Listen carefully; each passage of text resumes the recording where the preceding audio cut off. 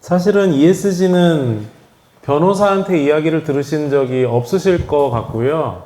보통은 경영 컨설팅 하시는 분들이나 노무사님들한테 이야기를 들으셨을 가능성이 많은데, ESG 안에 들어있는 내용들이 대부분 다 법에 관한 거라서 그 내용을 실제로 좀 정확하게 접하셔서 내가 좀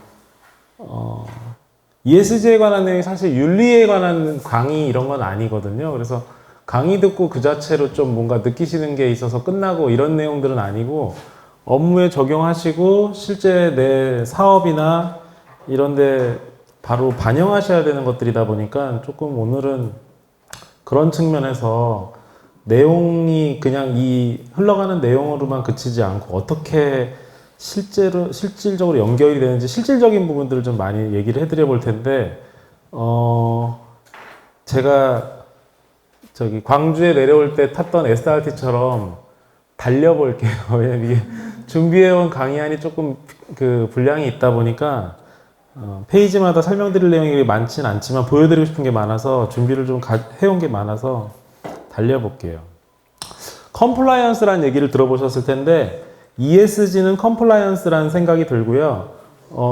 회사에서 이렇게 생각을 해보면 ESG는 결국 컴플라이언스예요. 뭐냐면 회사에 법무팀이 있는 회사도 드물고, 법무팀이 있어도 실질적으로 얼마만큼 그 경영진의 의사결정에 기여하는지 이런 것도 회사마다 좀 다르고, 사실은 그런 부분들, 법무팀을 어떻게, 아니면 그 법적인 부분을 어떻게 경영에 활용할 것인가, 법적인 부분이 어떻게 경영에 장애가 되지 않도록 할 것인가, 이런 부분들은 전적으로 그 회사의 CEO의 마인드나 의지에 따라 달린 부분인데, 우리 회사에는 법무팀도 없는데 이게 무슨 소리야? 라고 하실 수도 있지만, 보통은 한동안 유행했던 컴플라이언스라는 단어가 있어요. 근데 그 단어는 원래는 법무팀에서 파생된 거고, 요걸 잘 이해를 못하니까 또 강조하고 싶어서 요게 나온 거고, 요걸 잘 이해를 못하니까 요걸 강조하고 싶어서 이게 또 나왔다고 생각하시면 될 것 같아요. 그래서 제가 결국은 뭐라고 쓴 거냐면, ESG는 컴플라이언스다. 컴플라이언스를 아시는 분들은 그게 그거야 라고 생각하시고 넘어가시면 되게 해드린 거예요. 자, 법무가 뭐냐? 기업이 효과적으로 변호사를 활용해서 경영진 의사결정에 도움을 받는 업무인데, 보통 기획팀, 구매팀, 지원팀, 인사팀, 뭐 이런 여러 가지, 뭐 홍보팀, 뭐 보안팀, 이런 여러 가지 부서들 있잖아요. 뭐 총무팀. 근데 홍보, 법무 이런 부서들, 환경안전 이런 부서들은 사실 모든 회사에 있지는 않죠. 기획, 총무, 지원, 격리 이런 부서들은 필수 업무처럼 필수 부서로 생각이 되지만, 법무는 있기도 하고 없기도 하고, 또 부서가 있어도 유명무실하기도 하고, 없지만 아웃소싱을 잘 하셔서 실질적으로 작동이 되기도 하고 그러거든요. 그러다 보니까 이제 잘 모르실까봐 법무는 도대체 뭐 하는 부서인데, 뭐 부서라고 보셔도 되고 업무라고 보셔도 되고, 기업이 효과적으로 변호사를 활용해서 경영진 의사결정에 도움을 받는 업무예요. 요거를 처음에 회사 셋업할 때 세무사, 회계사 도움을 받으셨기 때문에 이거를 회계사나 세무사한테 도움 받으시는 분들이 계세요. 계속. 회계사, 세무사가 돈의 흐름을 아니까 법도 좀 알겠거니. 근데 그분들은 돈의 흐름 속에서 관행적으로 법에 익숙해지신 거지 실제로 법을 잘 아시는 건 아닌 것 같고요. 사실은 그래서 기업이 효과적으로 변호사를 활용하는 게 되게 중요하고, 아까 제가 말씀드린 것처럼 법무팀이 있고 없고, 또 있는데도 유명무실하거나 명실상부하거나, 아니면 없지만 없는 대로 그냥 경영을 하시거나, 아니면은 우린 없지만 구매팀에서 금형 만드는 업체한테 아웃소싱 하듯이 우린 법무도 아웃소싱 한다. 그렇게 법무팀이 내부에 없는데 인프라를 구축하시는 대신에 법무를 아웃소싱 하시는 CEO는 현명하신 분인 것 같아요. 그래서 그런 부분들이 사실 보면은, 제가 지금 말씀드리고 싶은 게, 변호사가 어떻게 기업 법무를 수행하는지를 알면은 그 회사가 어떻게 그 변호사를 활용하는지를 알 수 있는 거죠. CEO의 그 법무에 대한 의지가 보이시는 거죠. 여기 제가 C락이라고 쓴 거는 카메라가 한 개여서 제가 지금 넘어가기가 조심스러운데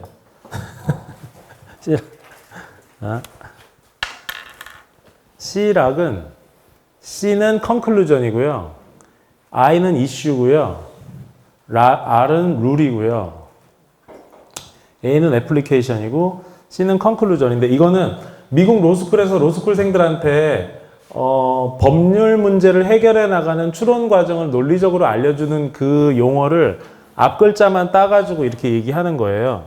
원래는 C 빼고 I락만 가르치는데 저는 이거를 C로 해서 저희 사무실에서는 쓰고 있어요. 여기서 뭘 말씀드리고 싶냐면, 요거는 나중에 얘기하고요. 이슈는, 룰은 변호사가 다 갖고 있죠.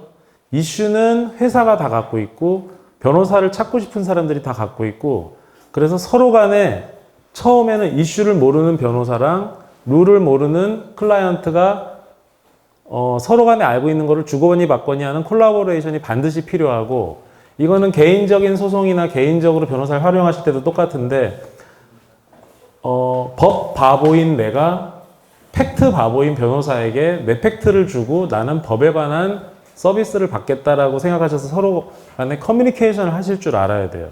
이게 원활하게 되어야지 여기서 변호사가 적용을 하겠죠. 어플리케이션이 적용이라는 뜻이잖아요. 그래서 결론이 나오는 건데, 보통은 변호사한테 이게 되냐 안 되냐, 할 수 있냐 없냐를 물어보시는 분들은 법률 비전문가시기 때문에 변호사의 이런 추론 과정에는 사실 별로 관심이 없으시고, 그래서 항상 변호사가 의견 주면은 뭐 어떤 정돈된 한 몇 페이지짜리 의견서를 변호사가 주면은 그래서 해도 되는 거예요? 안 해도 되는 거예요? 라는 얘기만 물어보세요. 거기에 그 판례가 무슨 입장인지, 그래, 거기서 그 몇 가지 요건을 포섭한 건지, 우리 실무자랑 무슨 얘기했는지 관심이 없으시죠, 솔직히. 그러다 보니까 매니에다가 제가 C를 하나 붙이기 시작한 거예요. 결론은 이겁니다. 이렇게 결론을 도출했어요. 이렇게 보여드려야지 실질적으로 급하신 분들은 요거만 똑 따시고 도대체 무슨 근거로 이렇게 잡아낸 건데 궁금하시면 뒤에도 보시라고 이렇게 가는 거죠. 이거를 잘 활용해서 의뢰인한테, 클라이언트한테 의견을 주는 변호사를 찾으시는 게 좋고요. 법무는 그런 건데 컴플라이언스는 그럼 뭐냐? 크게 보면 법무의 일부예요. 법무팀이 있는 회사, 없는 회사, 이것도 중요한데, 삼성전자 같은 회사들은, 삼성전자에는 법무팀이, 제가 삼성전자에 있었는데, 삼성전자는 법무팀이 4개가 있어요. 특허 법무, 해외 법무, 국내 법무, 컴플라이언스, 이게 4팀이 있어요. 그 4개를 원래는 법무팀에서 다 해야 되는 건데, 이 회사는 워낙 크다 보니까 그걸 다 분리를 해 놓은 거예요. 여기 보시면 이제 그 준법 지원인이라는 단어도 들어보셨을 텐데, 자산 총액이 5천억 원 이상인 경우에는 준법 지원인을 두도록 돼 있고, 그 다음에 금융회사인 경우에는 내부 통제 기준을 두고 준법 감시인을 두도록 돼 있어서 저런 용어들이 일반적으로는 회사 규모에 따라서 준법 지원인이 필수다. 금융사인 경우에는 준법 감시인도 둬야 되는구나. 그렇게만 아셔도 되고, 실제로 요건이 해당되시는 회사를 운영하시면은 꼭 챙기셔야 되는 건데, 준법 지원인, 준법 감시인 다 컴플라이언스 쪽 이야기이긴 하고, 컴플라이언스의 개념이 사회적으로 이렇게 확대될 때 등장한 용어들이긴 한데, 근데 이제 잘 보시면 컴플라이언스를 제가 여기서 법무보다 조금 넓은 거다 이렇게 해놨잖아요. 요 빨간 걸 제가 잘못했네요. 법무가 제일 넓고요. 그 다음에 컴플라이언스가 ESG는 조금 작은 거예요.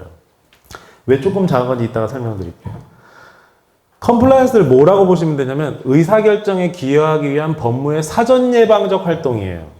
종전에 이제 특히 그러니까 법무팀이 없는 회사에서는 야, 평소에 변호사한테 돈을 왜 쓰냐? 사고 터지면 변호사 선임하면 돼. 이렇게 생각하시는데 거기에 그 생각에 옳고 그름은 오늘 말하지 않을게요.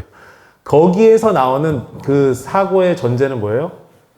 변호사는 사고 터졌을 때 접촉하는 사람이야 라는 거는 사후적 대응, 사고에 대한 사후 처리를 하는 게 변호사다라는 게 고전적인 관념인데, 그걸 우리는 법무라고 이때까지 생각을 해왔던 거고요.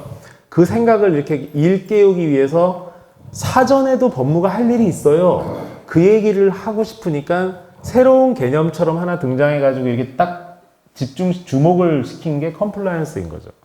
그래서 삼성전자 같은 데서는 실제로 사고 터지는 일은 법무팀이, 사전 예방적인 거는 컴플라이언스 팀이 이렇게 나눠 있어요. 업무를 나눠 놨어요. 근데 이제 사전 예방적인 걸 굳이 어떻게 뭐 설명할 수 있겠냐?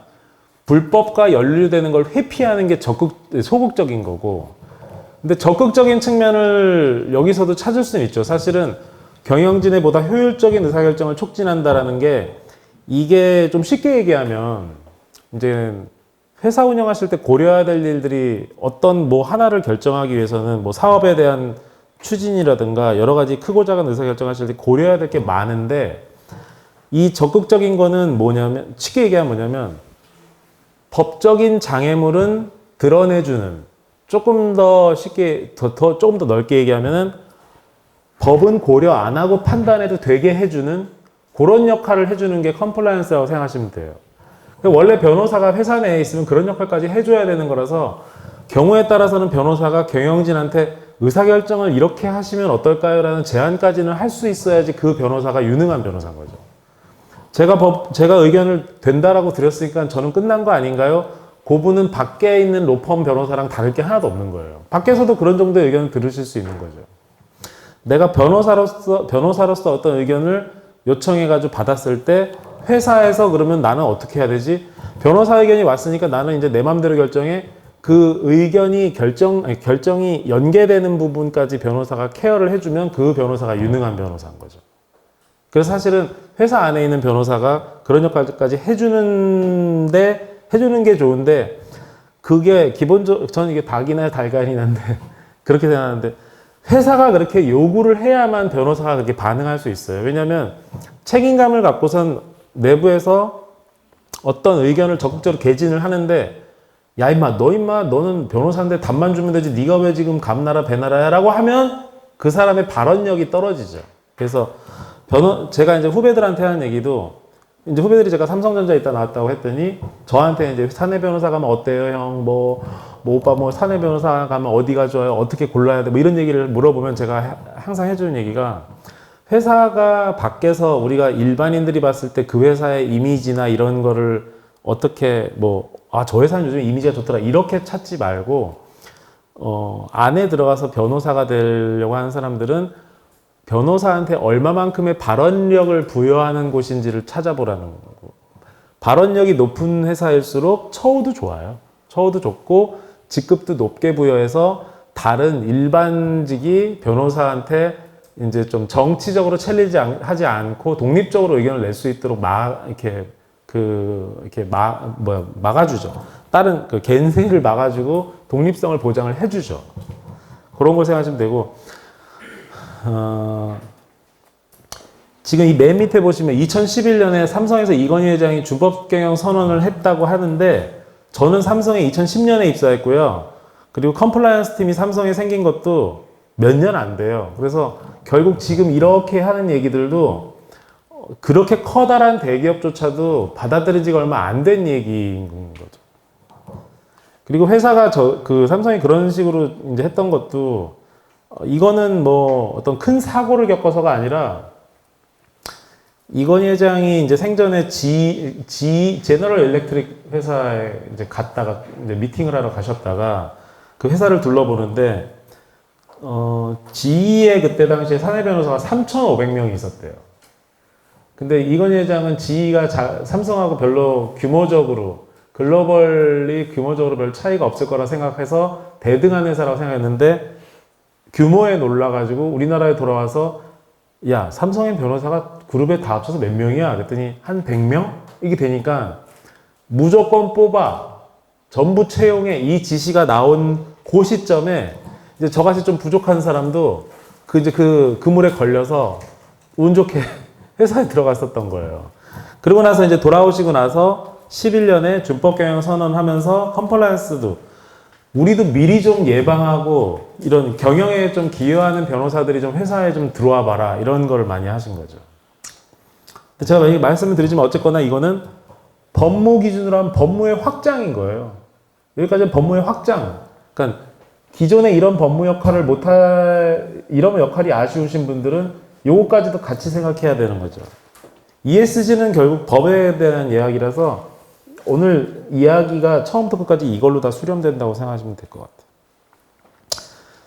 같아요. 코드 오브 컨덕트라는 게 있는데 우리가 외국계 기업에 혹시 이렇게 그 내부 사내 규정이나 이런 걸 접하실 기회가 있으신지 모르겠지만 처음에 컴플라이언스 팀 만들고 도대체 컴플라이언스 팀은 뭘 해야 되는 거지? 만약에 삼성이라고 예를 들어볼게요. 아니 이건희 회장님 지시를 컴플라이언스 팀 만들었는데 이 팀은 도대체 무슨 일을 하는 거야? 법무팀에서 할 일 다 하고 있잖아. 우리는 뭘 해야 돼? 그러면서 교육, 진단, 종전에는 감사팀에서 했었던 것 같은 업무 평가 이런 거까지 여기서 다 하고 컨설팅도 하고 외부 실사 나가고 이런 역할들 얘네가 다 맡기 시작을 했어요. 근데 컴플라이언스 다른 외국계 회사 보니까 규범들이 또 존재하는데 그건 또 취업 규칙하고는 다르고 그건 또 무슨 역할을 하는 거지? 약간 이런 좀 이제 우리만의 아이덴티티를 못 갖고 이제 이걸 무조건 도입한 입장에서 약간 그런 시기들이 있었고 지금도 좀 그런데 코드 오브 컨덕트라고 해가지고 외국계 기업들은 컴플라이언스 규범을 우리나라에서 마련한 취업 규칙 같은 형태로 운영을 하고 있어요. 그러니까 외국계 기업 같은 경우는 국내 근로기준법상 취업 규칙을 둬야 되니까 취업 규칙은 필수적으로 두는데 얘네들은 원래 자기네가 오리지널리 코드 오브 컨덕트라는 걸 두거든요. 그러다 보니까 외국계 기업에는 이 두 가지 규범이 혼재하고요. 외국계 기업이 국내법에 적용을 받는 우리나라 법원의 분쟁에서는 자기네가 코드 오브 컨덕트가 더 강력한 조항이라고 주장을 하지만 법원에서는 전혀 인정하지 않죠. 왜냐면 이건 법에 근거한 게 아니라 본인들 정책적으로 한 거잖아요. 근데 어쨌거나 무슨 내용으로 구성이 되어 있냐면 밑에는 이제 조금 있어 보이라고 영어를 쓴 거고요. 이거 저처럼 영어 실력이 부족하신 분들이 계실까봐 이해상충, 회사 재산이나 귀중한 자산을 보호하는 거, 그 다음에 기밀정보 보호, 동등한 기회 및 공정한 근무 조건은 근로기준, 인사랑 관련된 거죠. 노동 이슈죠. 그다음에 환경보호, 직원의 안전은 환경안전이니까 다 똑같이 이것도 마찬가지죠. 부패나 뇌물수수 방지, 공정한 경쟁, 거래, 저거는 이제 독점 규제 및 공정거래에 관한 법률 그쪽 부분이죠. 하도급법도 마찬가지고. 제품 및 품질의 안전성은 제조물 책임. 전문성 공유는 직원의, 쉐어링 엑스퍼타이즈는 직원을 부려먹지만 말고 성장시키라는 거예요. 저런 부분들이 코드 오브 컨덕트의 예시로 되어 있는 부분인데 아까 제가 중간중간에 읽으면서 우리나라의 어떤 법들하고도 연결되어 있다고 했잖아요. 결국 그 법을 잘 보시면 그 법을 지키는 일들인 거거든요. 기밀정보 보호도 부정경쟁 방지법이랑 연결되죠. 산업기술 대상기관이신 회사들은 산업기술 지키는 거, 방산기술 대상기관이시면 방산기술 지키는 거랑 연결되고 이렇게 되니까 각각이 다 법을 지키는 건데 사고 터지면 안 돼가 아니죠. 평소에 법을 지켜나가자라는 거기 때문에 컴플라이언스적인 의미가 있는 거고 외국 법들은 자기네가 그렇게 외국계 회사들은 자기네가 평소에 그렇게 해오고 있다라는 사전 예방적인 그 관념이 다 있다라고 이거를 계속 내세우는 거죠. 그러면은 ESG 얘기를 해봐야겠는데 ESG만 뚝 떨어뜨려놓고 어디서부터 시작된 건지 이게 유래가 무엇인지를 알려드리기 위해서 지금 앞에서 제가 법무, 컴플라이언스 이 얘기를 해드리고 요거까지 먼저 칠판에다 이렇게 써서 드린 건데 이 ESG 개념이 저렇게 돼 있어요. 이게 ESG 개념 정의도 사실 조금 여기저기서 이렇게 딱 그러니까 정확하게 이게 확립된 개념이다 이런 건 없고 그래서 UNEPFI라는 UN 기구의 UN 환경계획 금융 이니셔티브의 약자거든요. 거기서 발표한 ESG의 의미는 이렇게 돼 있어요. 환경오염, 온실가스, 유전자 변형 농수산물, 공급망 인권, 기업 지배구조 개선 등 기업의 지속 가능성 및 기업 가치에 연관된 비재무적 요소들이에요. 이게 재무적 요소가 아닌 게 되게 중요한 거고요. 제가 그래서 노란 하이라이트를 쳐드린 거고. 근데 가만 보니 비슷해요. 뭐랑 비슷해요? 앞에 이게 제가 쭉 이거 어디서 긁어 왔어요? 그죠? 똑같아요. 거의 다. 환경오염, 온실가스, 유전자 변형 농산물은 E로 가고요. 공급망 인권은 S로 가고 기업 지배구조에서는 G로 가거든요. 이따 따로따로 설명드릴 건데 가만히 보면 밑에 거랑 비슷하거든요. 공급망 인권은 동등한 기회 및 공정한 근무 조건이랑 환경보호, 직원의 안전, 전문성 공유 이쪽이랑 다 엮여요. 부패 및 뇌물수수 방지뿐이지만 기업의 지배구조에서는 그 부분도 다 교집합이 존재하는 거죠. 그래서 뭐냐면 혹시 소녀시대 아시나요? 소녀시대? 소녀시대 멤버 9명 이름 다 알고 계세요?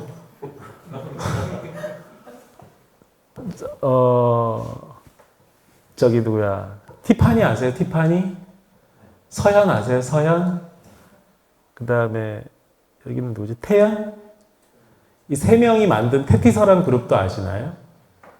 그런 거를 유닛 그룹이라고 하는 건 아세요? 9명 중에 3명만 따로 만든 유닛이라고. 요즘엔 그런 게 일상화되어 있잖아요. 뭐 저 BTS도 군대 가 있는데 막 혼자 내기도 하고 막 그러잖아요. 제가 이거 왜 이렇게 비유하냐면 컴플라이언스는 아까 제가 지금 설명드린 게 약간 얕게 간 거긴 하지만 이게 이해가 되셨다면 컴플라이언스나 준법 경영이 법무의 양적 확장을 가져왔어요. 뭐라고 그랬죠? 사후 대처에만 급급했던 법무의 개념을 사전 예방적인 부분까지 확장시키는 역할을 컴플라이언스가 해줬어요. 사회적으로.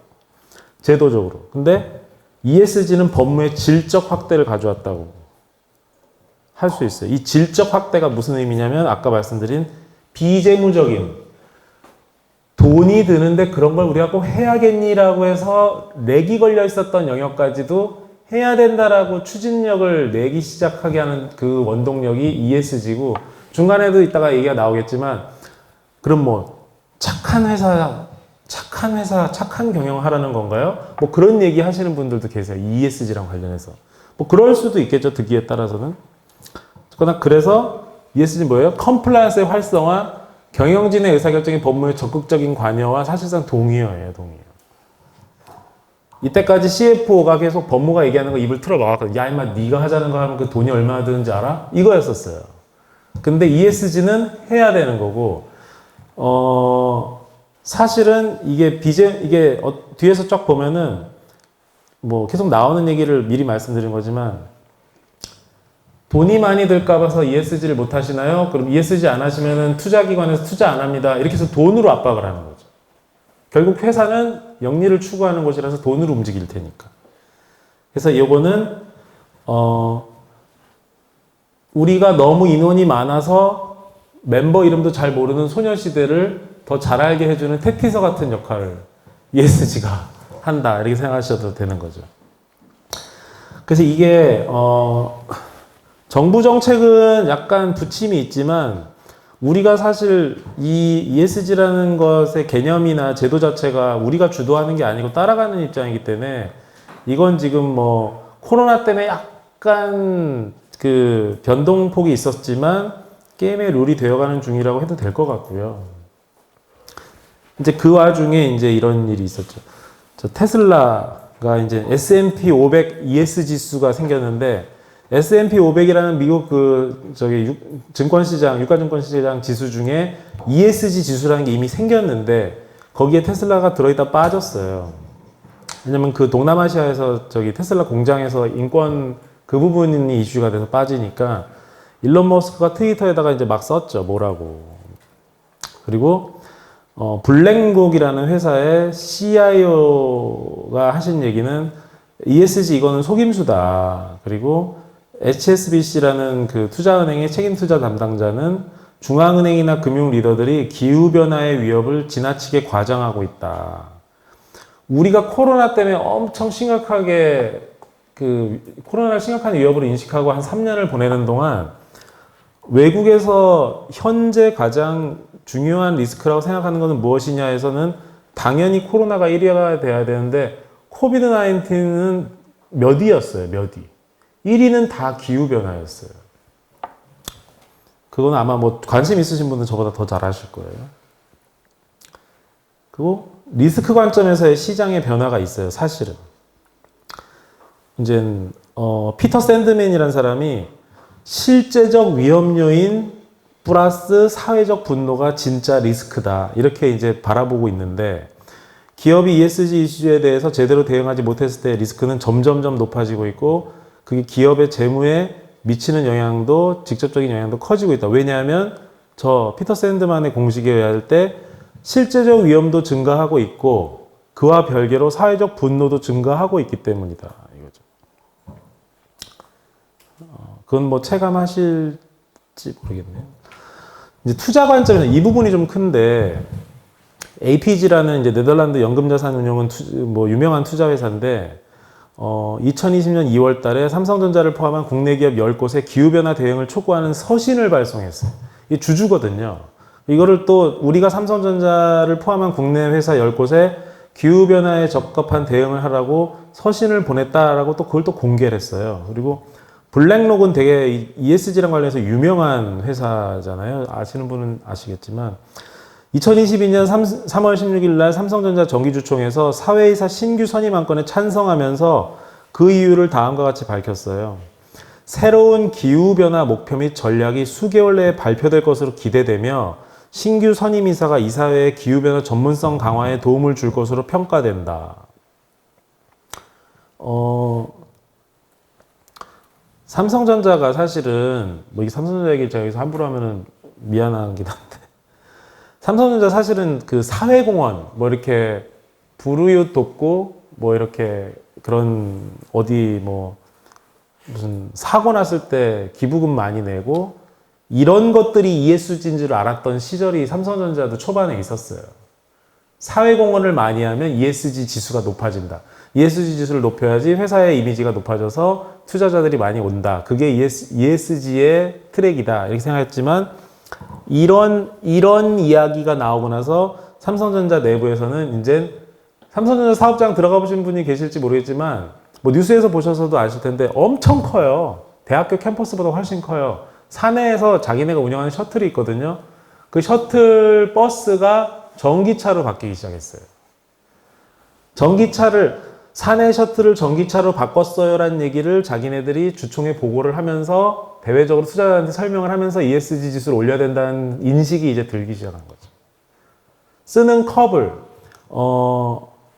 저도 가끔씩 아직 삼성전자 들어가는데 사내 구내식당에서 테이크아웃용으로 주던 비닐봉지가 사라지고 처음에는 각자 담을 걸 알아서 가져오세요 했는데 그게 되나요?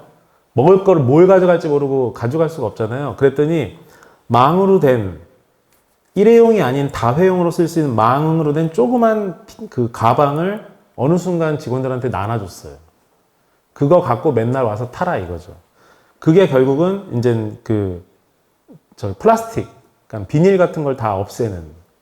그러면 이제 여기다가 이제 하는 거죠. 우리 구내식당에서 쓰는 뭐 마치 스타벅스에서 저 빨대를 종이로 만들듯이 그런 그 환경오염하고 연결되는 것들 다 제거하고 친환경으로 바꿨어요라는 거를 얘네들은 여기다 보고하고 외부에 공시해서 투자자들한테 신뢰를 얻는 게 이제 그런 작업들을 하기 시작하는 거죠. 제가 알고 있는 것만 그런 것들이. 금융 관점에서의 시장의 변화인데 결국 아까 이거 보세요. 자, 세세한 내용은 잘 모르셔도 돼요. 지금 눈만 뜨고 계시지 주무시는 분들도 계시니까 리스크 관점에서의 시장의 변화, 투자 관점에서의 시장의 변화, 금융 관점에서의 시장의 변화인데 사실 이게 하나하나 따로따로 관점에 연결이 되죠. 그죠?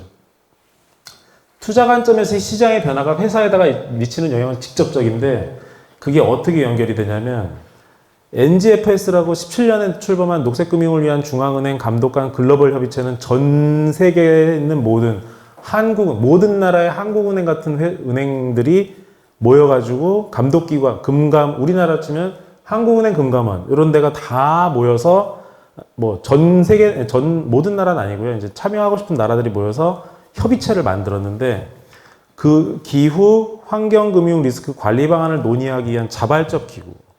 보세요. 한국은행 금융위원회 금감원도 회원으로 가입이 되어 있기 때문에 우리도 정부 정책이 아무리 들쑥날쑥해도 NGFS에서 하자라는 거는 구속력도 없고 다 자발적인 거지만 한국은행도 거기 가서 말하고 오고 컨센서스 생긴 걸 갖고 와가지고 국내 정책으로 자기네가 시행을 안 할 수가 없어요. 다른 나라 중앙은행한테 왕따가 될 거거든요.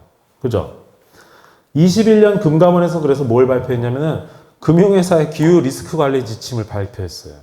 기후변화에 적절히 대응하지 않는 기업에는 금리를 올리고 대출 한도를 줄이고 만기 연장을 거절해서 기후변화를 푸시를 한다라는 얘기죠. 이거는 사실은 거두절미하고 ESG고 뭐고 간에 우린 큰일 났다라고 생각하실 수 있는 얘기들인 거죠. 그렇죠? 도대체 근데 정부가 이런 리스크 관리 지침을 실시할 수 있는 법적 근거가 뭔데? 없어요. 그냥 글로벌리 컨센서스인 거예요. 이게 뭐예요? 리스크 관점에서의 시장의 변화를 투자 관점으로 반영을 해놓고 실제로 그 투자가 투자자들의 투자뿐만 아니라 금융 관점에서도 제도권 금융에서도 이렇게 하면은 투자를 받거나 금융을 통해서 사업 자금을 조달하는 회사 입장에서는 야, 우리 죽으나 사나 ESG가 뭔지 구경이라도 해야겠다는 생각을 하실 수밖에 없는 거죠.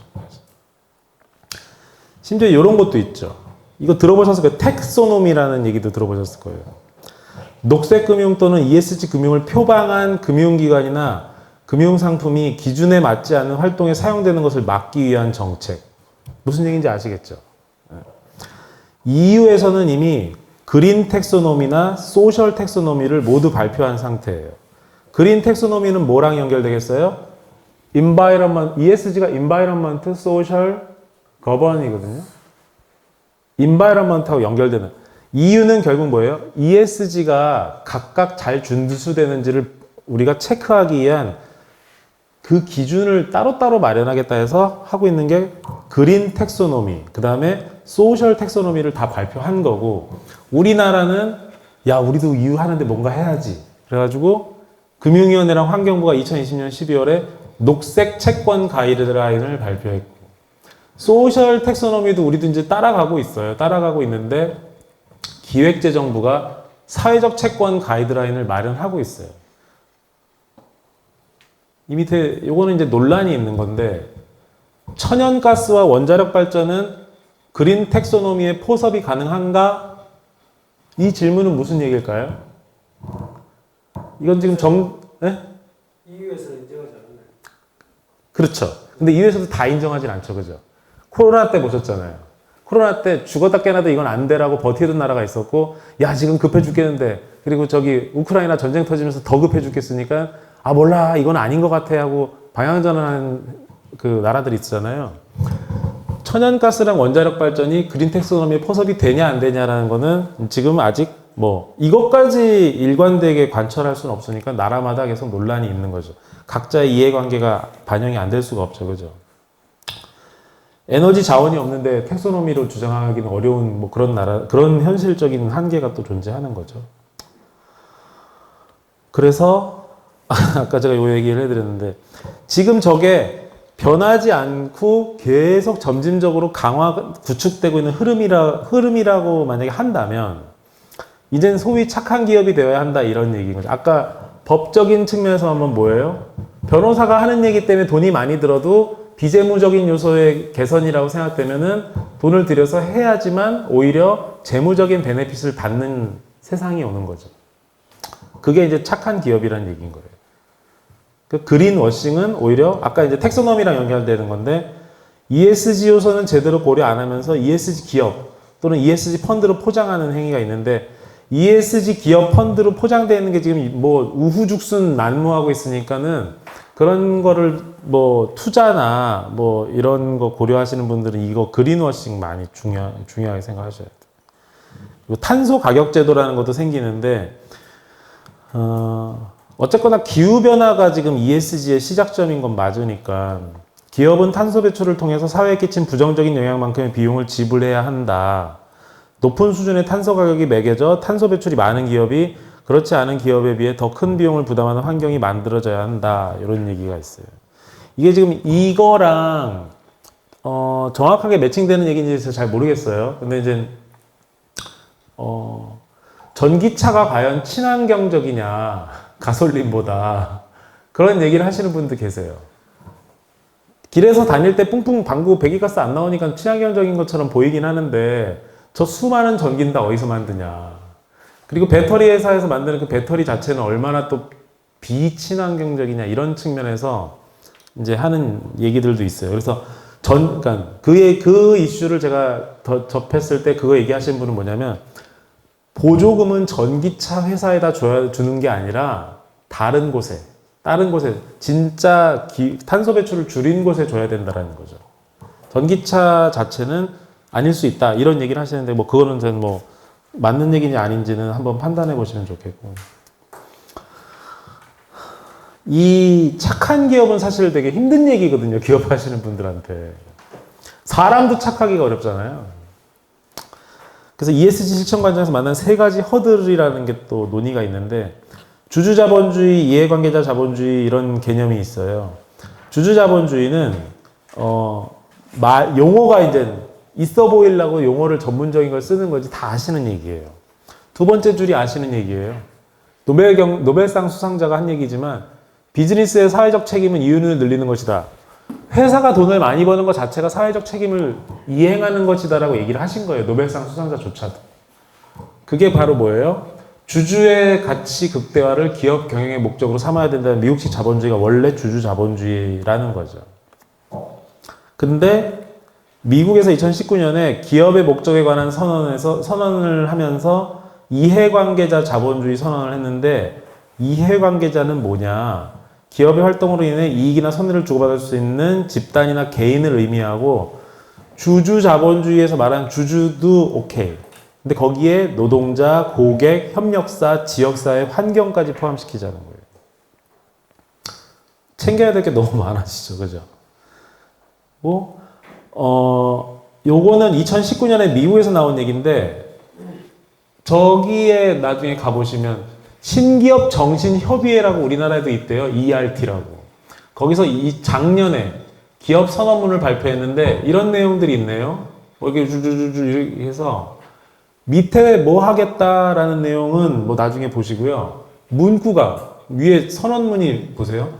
성장을 통해 일자리를 창출하는 과거의 역할을 넘어 고객은 물론 조직 구성원과 주주, 협력사와 지역사회 등 기업을 둘러싼 모든 이해관계자, 이건 결국 요걸 따라한 거거든요. 그래서 이해관계자 자본주의 선언을 작년에 우리나라에서도 뭐 저런 ERT 같은 데서는 했다. 호참.net는 상공회의소 사이트예요. 그러니까 전혀 뭐 동떨어진, 그러니까 비주류가 한 건 아닌 것 같아요. 그죠? 주주 자본주의랑 이해관계자 자본주의가 첫 번째 허들이고요.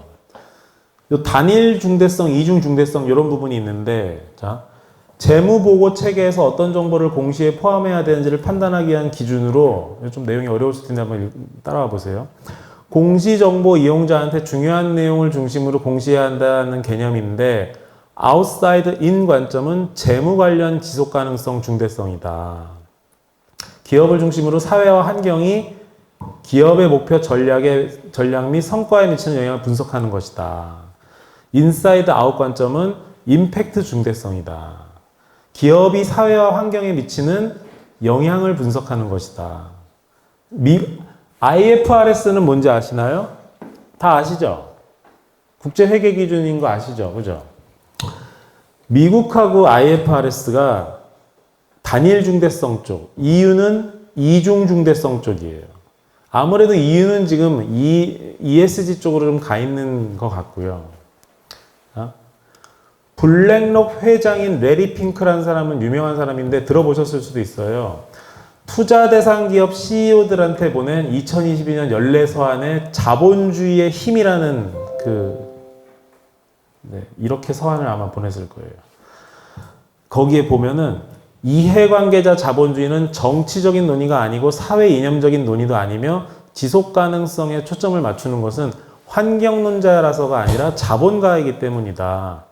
수탁자로서 고객 자산의 장기 수익성을 추구하고 있고, 장기 수익성이야말로 시장이 기업의 성공을 판단하는 궁극적인 척도이다. 이해관계자 자본주의의 핵심은 주주에게 지속적인 장기 수익을 제공하는 것이고, 모든 이해관계자를 위해 가치를 창출하고 모든 이해관계자가 그 가치를 인정할 때만 주주에게 장기적 가치를 제공할 수 있다. 이렇게 얘기했거든요. 레리 핑크 회장의 블랙록은 ESG 깃발을 꽂고 전 세계를 돌아다니는 아주 유명한 곳인데, 레리 핑크가 이 제가 밑줄 쳐드리고 저 노란 하이라이트를 왜 했냐면, 이 말을 한 것 때문에 2022년이잖아요. 야, 레리 핑크 너 코로나 때문에 맛 가더니 이제 너도 생각이 바뀌었니? 라는 지적을 저 멘트를 하면서 받았었어요.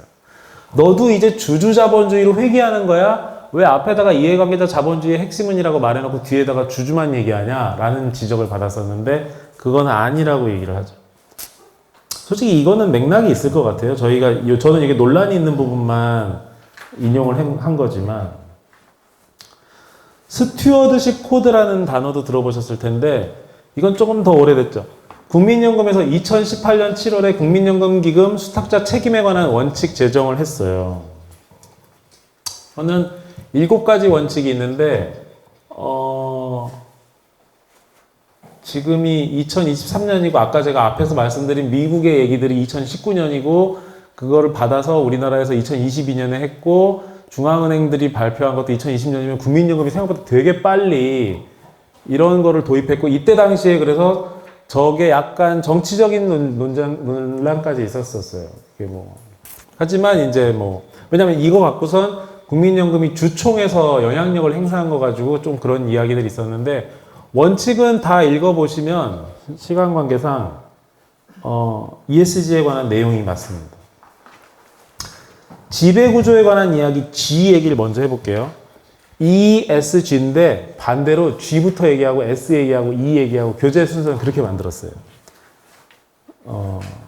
지배구조 개선하라는 게 G인데, 본질이 뭐냐면 전체 주주 이익을 극대화하는데 소극적이거나 또는 의도적으로 주주 이익을 훼손하고 있다라고 의심받는 것들은 좀 회수를 해라. 주주는 배당이나 기업 가치 상승 2가지 방법으로 이익을 극대화하는데, 배당보다 더 큰 문제는 성장에 있다. 불투명한 내부 의사결정 구조와 이사회나 감사위원회의 독립성이 부족하면은 회사가 이 성장에 있다라는 얘기가 뭔지 혹시 아실까요? 더 성장할 수 있는데 지배구조 개선이 안 돼가지고 덜 성장한다는 뜻이죠. 그러면 나한테 떨어지는 배분이 줄어드니까 주주는 그게 싫다라는 얘기를 할 수 있는 게 지배구조 개선과 관련된 ESG의 메시지겠죠. 그죠? 그러다 보니까 뭐예요? 불투명한 내부 의사결정 구조 개선해라. 이사회 독립성을 강화해라. 감사위원회. 그래서 삼성 같은 경우도 이 부분 관련해서 보통 이제 주총이나 이사회는 이렇게 아주 원초적인 의미는 의전. 이게 왜냐면 대표이사 항상 나오시니까 오너 회장님 나오시니까 의전이 중요하잖아요. 그래서 의전. 그래서 총무팀에서 하다가 그 다음에 주총에서 결의하는 사항들이 재무적인 요소가 좀 세지는 건 이제 회사가 규모가 커지니까 그럴 땐 또 이제 주총을 재무에서 관장하다가 또 주총에서 제기되는 이슈들이 법적으로 문제되는 게 좀 더 많이 생길 것 같은 회사들은 법무팀도 관여를 하다가 이랬었는데, 삼성은 그거를 법무하고 총무하고 지원팀이 한꺼번에 하고, 특히 지원이 메인이 돼서 하다가 최근에 주총이랑 이사회를 운영하기 위한 사무국을 따로 두고 그거를 사무국장에 법무임원을 앉혔어요. 그런 변화도 사실은 외관상 제가 지금 말씀드린 내용만 갖고도 사실은 저희가 지배구조 개선을 위해서 이런 조치를 취했어요라고 보고하기는 좋죠. 그죠? 투자자들한테. 그러니까 그러니까 의사결정 구조의 독립성을 의사결정 구조 운영의 독립성을 확보하기 위해서 사무국을 두었고 그 책임자로 법무임원을 앉혔어요. 이렇게 딱 되잖아요. 그죠? 기업 지배구조의 핵심 지표가 한국거래소에서 만든 기업 지배구조 보고서 가이드란이 있어요. 이거는 이거 지금 보면은 주주, 이사회, 감사기구 해가지고 총 주주는 4가지, 이사회는 6가지, 감사기구는 5가지 이렇게 있거든요. 이거는 제가 따온 거고 저기에 있는 공식 문서가 있는 거니까 저거는 저 내용을 갖고선 어디서 다른 걸 찾으실 필요가 없고 누구한테 돈 들여서 받으실 필요가 없어요. 그냥 이 내용 그대로 하시는 게 제일 중요한 거죠. 그죠? 거래소에서 발표한 거잖아요. 그죠? 일반적으로 예시를 들면 주주총회 집중일. 이거 주주총회 집중일이 혹시 뭔지 아세요? 정기주총은 보통 3월 말에 많이 하죠. 임시주총은 그때그때 하지만. 근데 이제 옛날에는 그 주총에 소위 말해서 꾼이 와가지고 의사진행 방해하고 괴상하게 소수주주권 행사하고 이런 거 막으려고 뭐 그날 그거를 잘 막는 것도 대응하는 것도 중요한데 가급적 유수의 기업들이 정기주총을 한나란시에 했어요. 그러면 이제 아무래도 여러 날에 분산해서 하는 것보다는 이리저리 다 가긴 어렵잖아요. 몸이 하나니까. 그죠? 그래서 집중돼 있는데 그거 개선해야 된다 이런 거고 서면투표제, 전자투표제, 대리투표제는 투표 방식을 좀 다양화해야 된다는 거고 최고경영자 승계정책 뭐 말만 들어도 아시겠죠? 이사회 의장과 대표이사를 분리해야 된다. 보통은 대표이사가 이사회에서 했는데 요즘에는 심심치 않게 어디서 의장 타이틀 달고서 나오시는 분들 계시죠? 집중투표제도 그렇고 물적 분할, 인적 분할, 주주권 보호도 마찬가지고 감사위원회랑 감사위원 분리선출도 마찬가지. 저런 부분들이 주로 포커스로 맞춰지는 것들이 앞에서 1부터 15까지 있는 것 중에 조금 요즘에 주로 많이 부각되는 것들이 이런 거죠. 얘네들이 쟤네들 중에서 중요한 거고 나머지는 별개가 아니다 그거보다 한정된 선택과 집중 측면에서는 주로 이게 이슈가 되니까 얘네들이 싹 해소가 되면 다음번에 이선이 또 문제가 될 거예요. 이게 이슈가 가다가 죽지 않는다면. 이사회의 역할은 잘 아시죠? 뭐 제가 말씀드릴 필요 없죠? 근데 저런 것들이 있어요. ESG 이슈를 관리하기 위한 이사회의 역할, 요거는 2019년에 세레스라는 데서 러닝 더 리스크라는 거랑 관련해서 ESG 위험 파악, 위험 평가, 의사결정, 위험 감독, 위험 공시. ESG 기준으로 이사회의 역할을 다시 5가지 유형으로 소팅한 거예요. 저렇게 4가지, 여기 뭐 장황하게 써있지만 대충 저렇게 보시면 되죠. 이사회 또는 특정 이사가 ESG에 대한 최종적인 권한과 책임을 갖고 있느냐. 말만 꺼내면은 야, 너 집에 갈래? 가 되는 건 아닌 거여야 되는 거죠. 이사회에서 정기적으로 ESG 안건을 검토, 심의, 의견하는가. 이사회 운영 규정이 ESG 관련 권한과 역할을 명시하고 있는가. 이사회가 실질적으로 ESG 안건을 다룬 기록이 있느냐.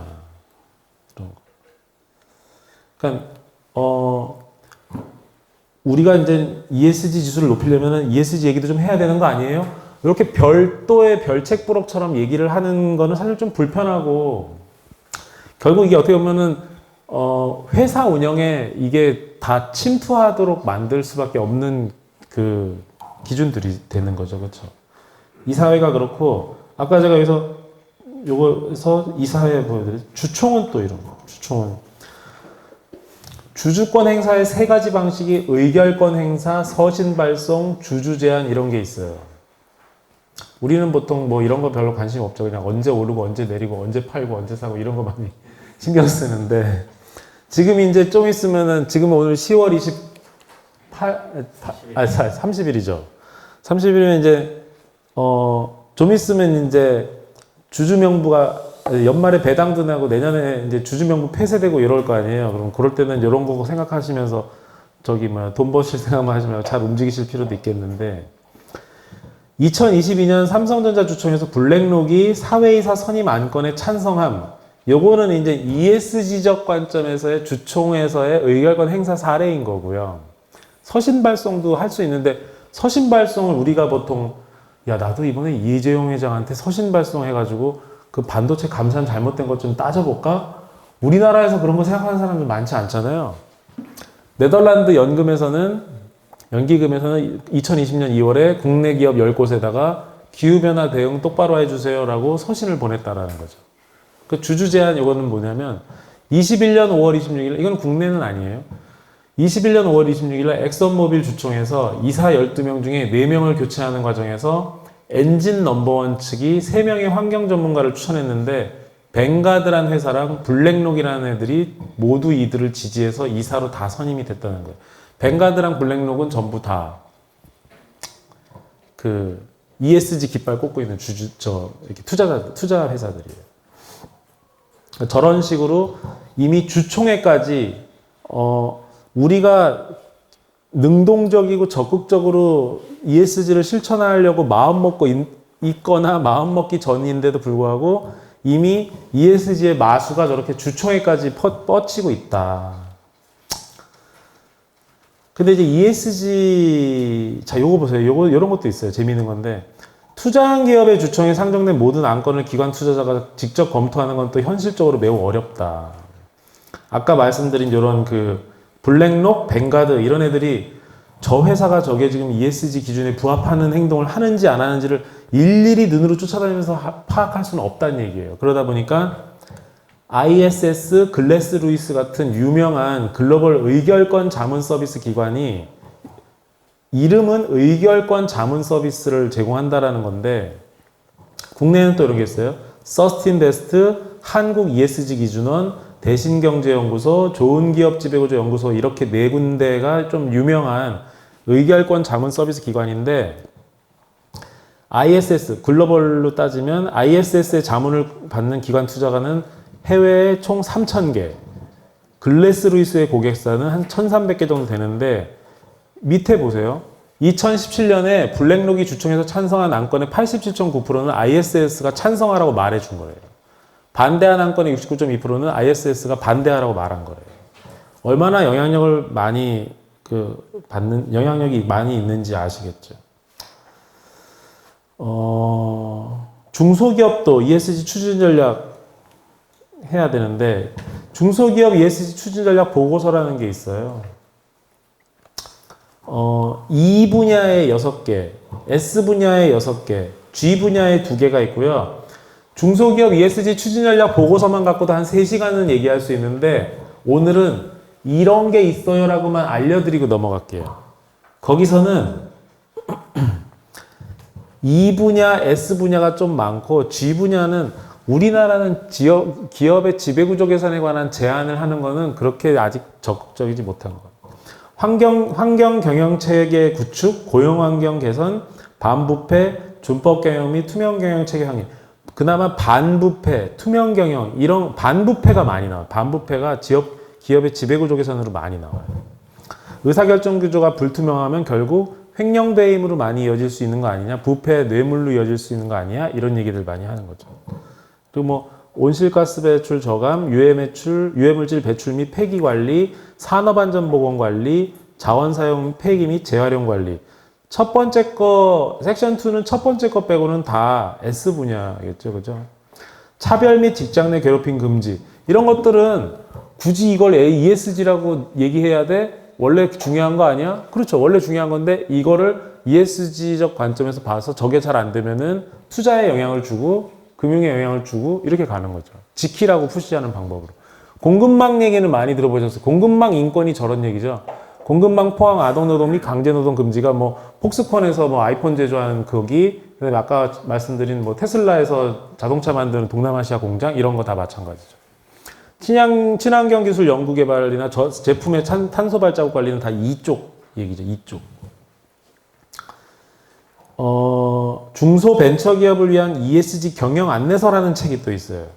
지금 보세요. 요거 ESG 추진 전략 보고서, 그다음에 벤처기업을 위한 경영 안내서. 이거 제가 왜 말씀드리는지 아시겠죠? 너무 저쪽에서만 얘기를 했으니까 좀 내려오는 거예요. 땅으로 좀 내려온다 생각하시고 우리 눈높이에 맞는 것들을 좀 보고 싶은 거죠. ESG 따라하기 환경 이런 부분들이 있는데 저기 보시면은 0, 1, 2, 3, 4, 5로 쭉 나가는 게 어떻게 보면 되게 뭐 개인들한테 예전에 우리가 어렸을 때 도덕 책에서도 나왔던 그런 내용들 같은 거, 아니면 무슨 공익 광고나 캠페인에서 나오는 내용, 그런 것들이에요. 일상생활에서 실천할 수 있는 그런 거. 이런 내용이고, ESG 따라하기 사회도 저거는 회사니까 한번 보시죠. 표준 취업규칙 근로계약서 도입해보세요. 근로기준법 지키라는 얘기죠. 그죠? 예산과 인력 여건에 맞는 지역사회 공헌 프로그램을 개발해보세요. 그거는 뭐 종전에는 우리가 쉽게 회사 규모나 정책에 따라서 할 수도 있고 안 할 수도 있었던 거지만 그거는 뭐 딱히 법하고는 상관은 없는 거죠. 공정거래 관련 규정 및 우수 사례를 내부 직원들에게 교육해보세요라는 거는 공정거래법, 하도급법 관련된 얘기죠. 그 법을 지키라는 얘기고, 위험 설비 노출로 인한 사고를 막기 위해 주기적으로 작업 환경 점검해보세요라는 거는 산안법 얘기인데 사실 요즘에 뭐가 더 중요해요? 중첩법이 더 중요하죠. 오늘 오신 분 중에 혹시 회사에서 경영 책임자 역할 맡고 계신 분 계시나요? 내가 우리 회사에서 사고 터지면은 아마 중첩법으로 처벌받을지도 모른다고 생각하시는 분 계세요? 그런 분들은 요즘에 중첩법 중요하죠. 그죠? 정부의 중소벤처기업을 위한 안전관리 지원 정책을 찾아서 신청해 보세요. 이것도 사실은 S에 속하는 거죠. 그죠? 자, 여기 보세요. 여기 엄청 커다란 오타가 하나 있네요. 그죠? S여줘야 돼요. S. 그죠? S여야 돼요. S. 지배구조는 뭘까요? CEO는 깨끗한 기업 문화가 정착될 수 있도록 윤리경영 인지를 발표해 보세요. 반부패, 인권, 윤리, 경영, 투명성 등의 교육을 실시해 보세요. 법규 위반을 피하기 위해 ESG 영역별 관련 법규를 파악해 보세요. 주요 ESG 활동 및 성과에 대한 정보를 공개해 보세요. 기업 여건과 특성에 맞는 지속 가능한 인증 취득을 시도해 보세요. 라고 했는데 솔직히 이 페이지는 별로 마음에 안 들어요. 잘 보세요. G는 뭐예요? 지배구조 개선이죠. 근데 저기 보시면은 1번 뭐예요? 윤리경영 의지를 발표하라는 것까지는 뭐 그럴 수도 있어요. 근데 반부패, 인권, 윤리, 경영, 투명성에 관해서 교육을 실시하는 건 누구한테 교육하라는 거예요?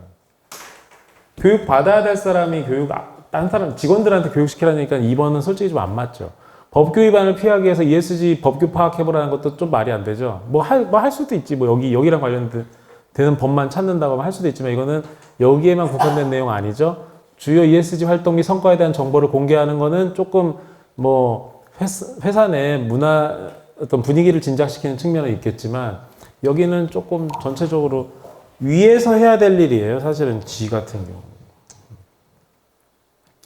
그 다음에 중소 중견기업 CEO를 위한 알기 쉬운 ESG라는 것도 있어요. 자, 중간중간에 이런 것들은 여기는 다 지금 뭐예요? 제목만 보시고 저런 자료를 찾아보시기라고 제목만 보여드리는 거예요. 이거 중간에는 이건 다 설명 안 드려도 되겠죠? 삼정 KPMG에서 만든 자료인데 이거는 뭐냐면 이 자료가 뭔지만 알려드릴게요. 전략 보면은 대기업, 중소, 중견기업 간의 ESG 파트너십 강화 써 있잖아요. 내용이 어렵지만 요거 전략 1, 2, 3, 4 이렇게 가는 거는 사실은 요 자료 요 왼쪽 위에 보시면 협력사 ESG 리스크 관리 체계라고 되어 있거든요.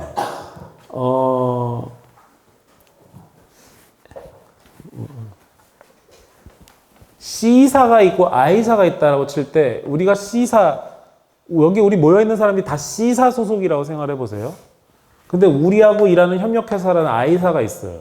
그러면 우리가 ESG를 아무리 잘 지켜도 일단 우리가 천신만 고 끝에 ESG 지수를 높이면서 우리 회사의 ESG 환경을 구축을 잘 했는데 같이 일하는 협력사가 ESG 봐보면 이게 따라가면서 우리 지수를 얘네가 갉아먹어요. 그러다 보니까 저런 얘기가 나오고 협력사 ESG 리스크 관리 체계. 니네들도 ESG 좀 똑바로 해서 우리랑 같은 레벨로 레벨업을 좀 해줬으면 좋겠어. 보조를 맞추자. 그게 저런 얘기인 거고 요 책은 전략 1, 뭐 파트너십 강화, 전략 2, 인식 제고 및 변화 관리 지원해가지고 교육도 시켜주라는 거고 전략 3은 생태계 활성화 이래가지고 이렇게 만드는 거죠. 정부, 고객, 금융기관. C사가 I사하고 자기를 묶어가지고 정부, 고객, 금융기관하고 통째로 생태계를 만들어서 I사가 C사를 따라갈 수밖에 없게 ESG적으로 뭐 그렇게까지 하라는 거죠. 그래서 데이터 플랫폼까지 구축해라 막 이렇게 얘기가 나오는데 이건 솔직히 너무 좀 현실적이지가 않죠. 아직까지는. 그죠? 법으로 규율할 수가 없는 부분이기 때문에 사실은 법으로 규율되기는 어려울 거예요. 누군가가 선도적으로 이런 샘플이나 모델을 만들어줘야만 할 것 같고요. 그래서 그거를 지금은 그래서 이런 부분들이 되게 어려운 부분이에요. 우리만 혼자 잘해가지고 이게 다 되겠어? 100% 불완전하지 않은데 야, 쟤네들은 저러고 있는데 우리만 이거 혼자 해서 되겠어? 이런 고민들을 하면서 이 이슈를 대응하실 수밖에 없어서 그게 좀 어려우실 것 같아요. 그러니까 우리만 존재하는 기업이 아니니까. 그러니까 병렬적으로 존재하는 기업만 보면 되는 게 아니라서 그런 거죠. 다른 데서 어떻게 하고 있는 게 있는지 조금 볼게요. 환경 쪽은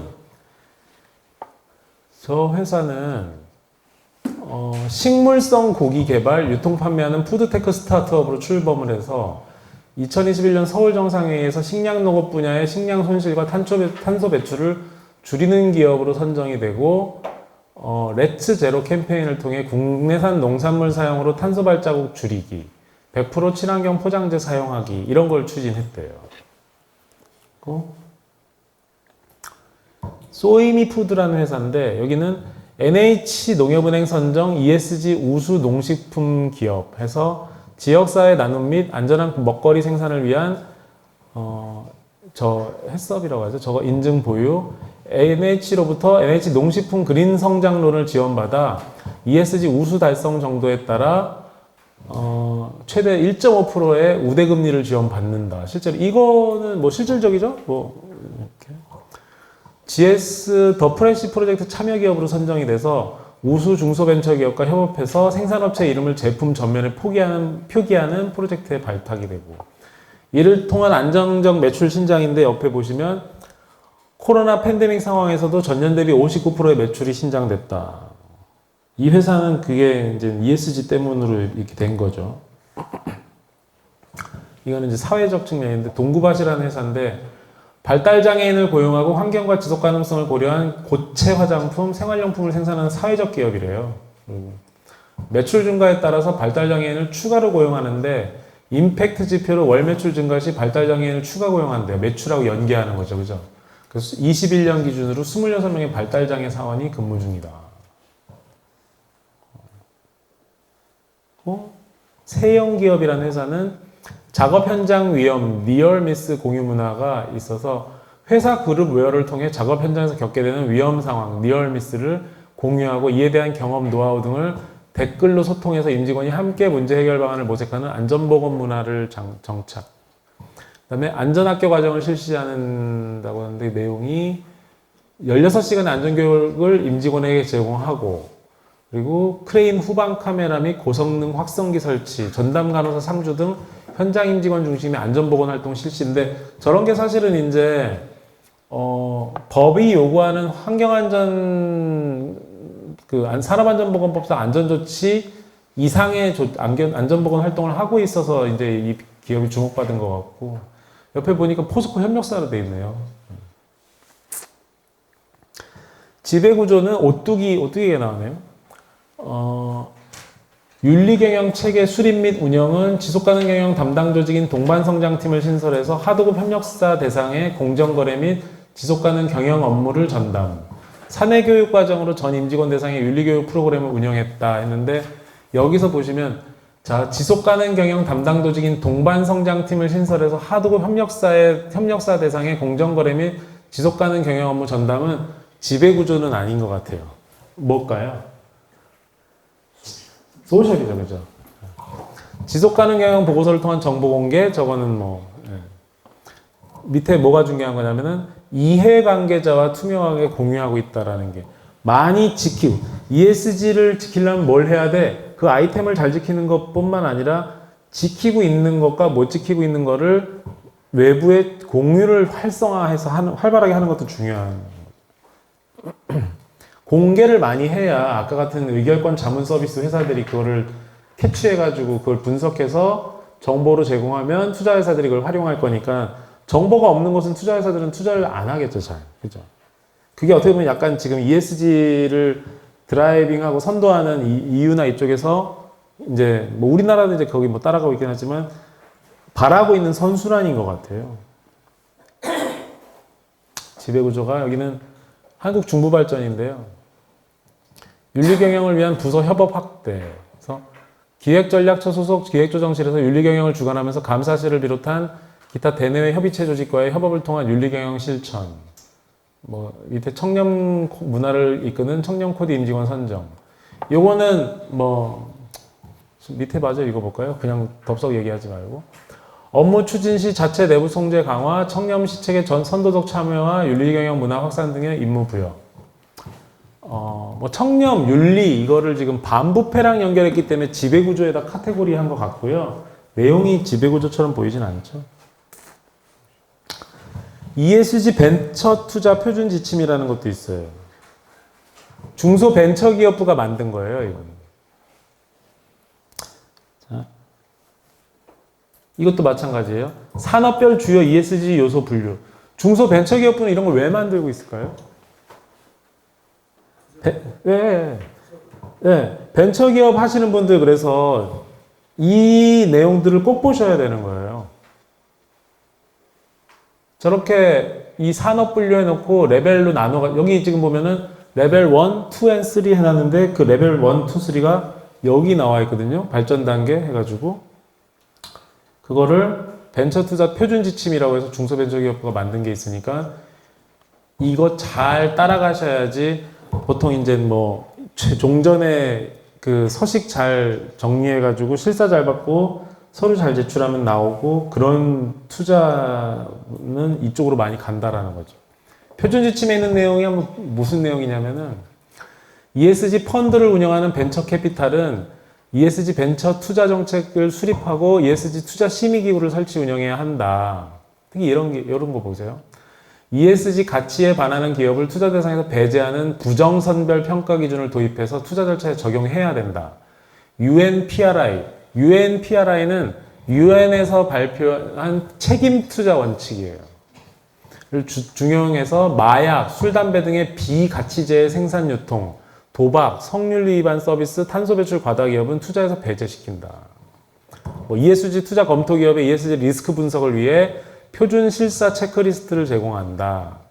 다만 벤처 캐피탈은 투자 검토 기업의 성장 단계 산업군별 특성, 아까 보셨죠? 성장 단계 레벨 1, 2, 3도 있고 산업군은 쫙 나와 있잖아요. 항목별 50% 범위에서 체크리스트 항목을 수정할 수 있다. 표준 지침이 도입 초기니까 기업 발굴 및 신사 단계는 지침이 의무지만 이후에 투자 의사결정, 사후관리, 투자비 회수 단계에서는 자산운용사가 자율적으로 벤처 캐피탈이 벤처 투자 일을 활용할 경우에 벤처 창업 초기 기업의 ESG 경영을 유도해 나갈 수 있을 것이다. 그런 얘기를 하죠.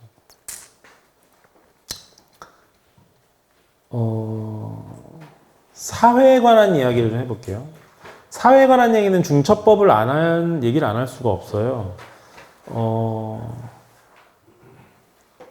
여기 보면은요, 밑줄을 제가 하나, 둘, 셋, 넷, 다섯, 6개 그어놨는데, 이게 오늘 저게 없네. 보통 사업주는 개인 사업자, 법인 사업자 둘 다 말하는 건데, 중첩법에서 사업주는 개인 사업자만 말해요. 개인 사업자는 경영 책임자가 없거든요. 그래서 개인 사업자는 사업주 네가 처벌받아. 이게 중첩법이고요. 법인은 경영 책임자를 두세요. CEO 아니어도 괜찮아요. 이 의미예요. 그러다 보니까 또는 경영 책임자 이렇게 돼 있는 거고 안전 확보 의무 요 밑에 요거는 뭐 생략하셔도 되고 중첩법이 정확하게 뭔지 알고 계시겠지만 이세원 변호사한테 강의를 들었는데 이게 중첩법이래. 그 정도는 하시려면 제가 멘트를 하나 알려드릴게요. 종사자한테 중대산업재해가 발생했을 때 곱하기 교집합이란 뜻이에요. 사업주는 빼고 일단 경영책임자로만 갈게요. 경영책임자에게 안전확보 의무 위반이 인정되면 처벌하는 법이에요. 뭐라고요? 종사자에게 중대산업재해가 발생했을 때 경영책임자 등에게 안전확보 의무 위반이 인정되면 처벌하는 법이에요. 곱하기니까 중첩법이 뭔지 설명하시는 건 이제 이 문장 하나로 쉽잖아요. 그죠? 그럼 자 뭐예요? 야, 지금 돈도 없는데 무슨 중첩법을 준수하고 있어. 사고 터지면 내가 감옥 간다니까. 이렇게 얘기를 하시는 분들은 만약에 그분이 뭐 이렇게 운세가 좋으시다. 그러면 안전확보 의무 위반은 차고 넘치더라도 뭐만 없으면 종사자에 대한 중대산업재해만 없으면 그분은 중첩법으로 처벌받으실 수가 없어요. 그렇죠? 반대로 안타깝게도 종사자에 대한 중대산업재해가 생겼어요. 근데 열과 성을 다해서 안전확보 의무를 지켰더니 용케 빠져나갔어요.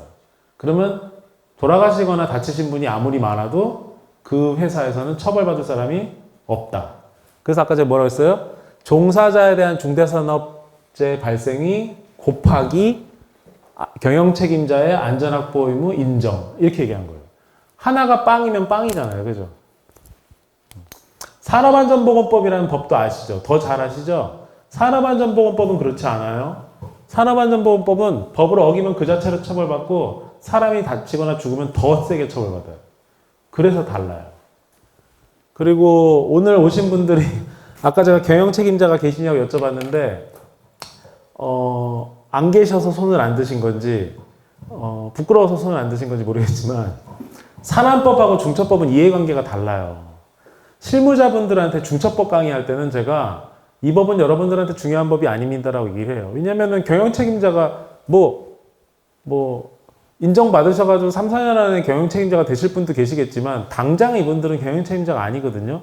이분들이 잘못해도 이분들은 산안법으로 처벌받거나 처벌을 면하지 이분들의 상사인 경영 책임자가 중처법으로 처벌받기 때문에 이해관계가 달라요. 중처법, 산안법은.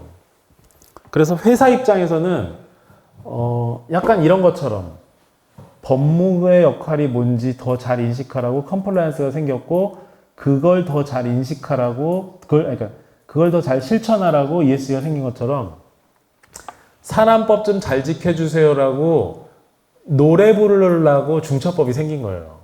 중처법이 생겼기 때문에 뭐가 중요해요? 산안법이 더 중요한 거예요. 산안법 안 지키면 중처법으로 처벌받는 경영진이 생기고 산안법으로 처벌받는 그러니까 이제 세트로 처벌받으시게 되니까 중처법은 사실 별로 안 중요하다기보다는 이것 때문에 오히려 산안법이 중요해진 거죠.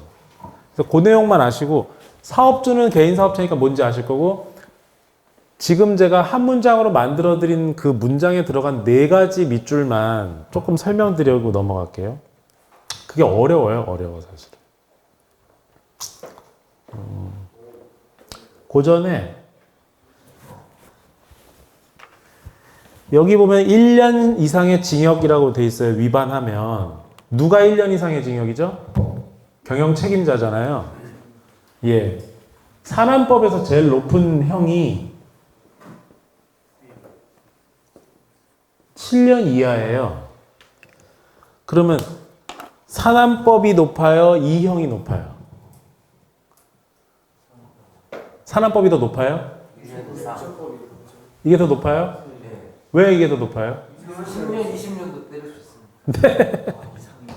네. 그럼 이거는 맨 밑바닥이 얼마일까요? 네? 7년 이하잖아요. 얘는 미니멈이 얼마일까요? 한 달. 집행유예는 형의 그 경중은 아니고요. 감옥에 넣을 거냐 풀어줄 거냐 그건 좀 딴 얘기고 보통 형이 감옥에 가시진 않을 거고 누굴 감옥에 보내실 분들만 여기 계시니까 저 인간 내가 감옥에 쳐넣어야지 이렇게 선하신 분들만 계시잖아요. 형은 하단을 기준으로 중하냐 경하냐를 따지기 때문에 얘는 상단이 있잖아요. 상단만 있는 애들의 형은 하단은 1개월이고 요건 아까 말씀하신 것처럼 하단이 1년이잖아요. 그러면은 얘는 25년까지 가능한 거예요.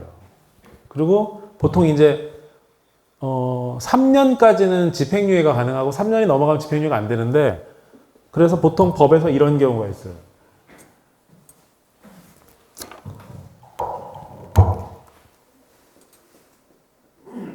이런 경우가 있어요. 저런 경우에는 판사님이 야, 넌 좀 불쌍하다. 내가 감경해 줄게. 판사가 감경하면은 절반이 뚝 깎여서 3과 2분의 1이 되거든요.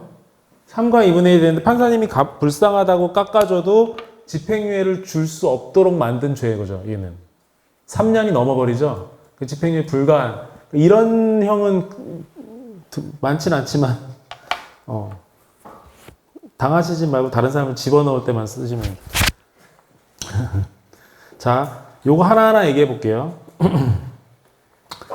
중대산업재해라는 얘기가 있는데 보통 단어가 3개가 떠올라요. 보통 우리 일하다가 다치신 분들, 돌아가신 분들 산재 신청해 산재 이러시잖아요.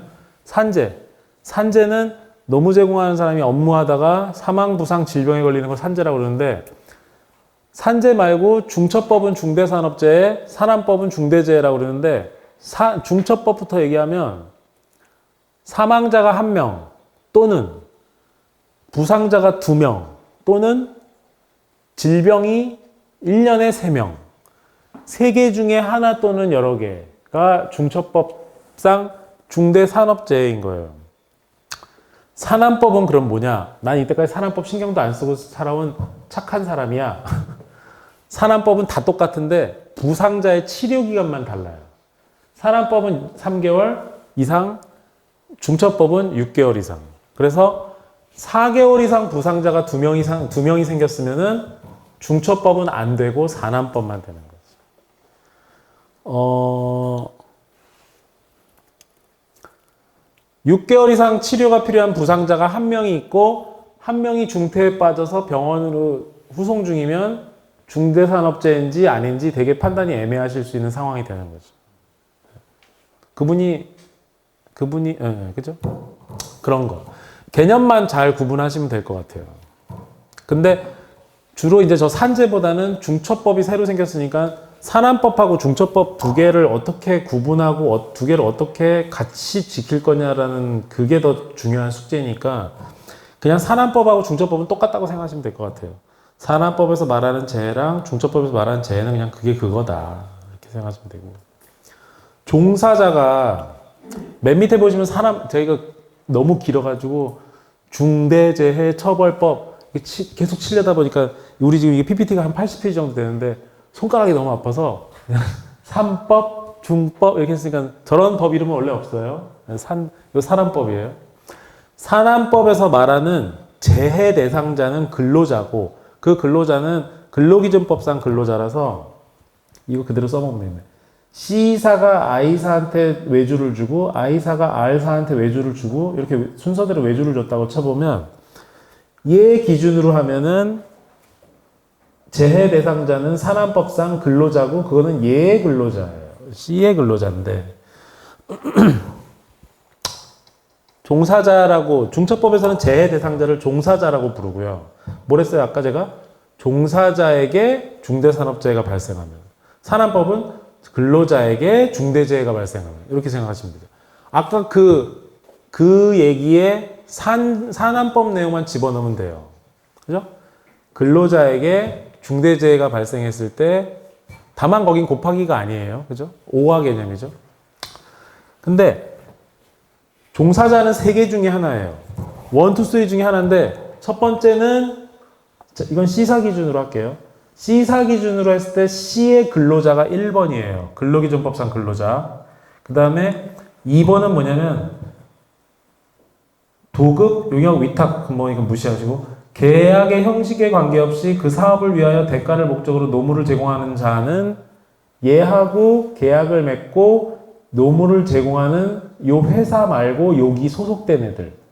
I의 근로자가 얘가 볼 때는 종사자가 된다라는 얘기예요. 앞에 이게 쭉 긴 글은 뭐냐면 이거는 이제 노무사님들이 혹시 노무사님 계시나요? 안 계세요? 죄송해요. 노무사님 힘을 좀 볼게요. 도급, 용역, 위탁 등 계약의 형식에 관계없이라는 표현이 굳이 들어간 이유는 뭐냐면 기존의 산안법 관련해가지고 근로기준법 관련해서 도급, 용역, 위탁 같은 걸로 이제 뭐 파견이나 이런 문제가 있을 때 야, 이거 도급계약 체결하면 이거 법으로 문제되는가 봐. 어떻게 하면 좋아? 아, 그럼 단어를 도급계약이라고 하지 마시고 용역계약이라고 하시죠. 그래? 하는 일은 똑같은데? 아, 용역계약이라고 단어를 쓰면 계약서 제목이 다르니까 괜찮잖아요. 근데 또 그것도 걸렸어요. 그러니까 야, 그럼 이제 어떡하지? 그럼 그냥 업무 위탁계약이라고 이름을 바꾸시죠. 이렇게 하다 보니까 이런 우리가 하지 않고 남한테 주는 거는 다 외주.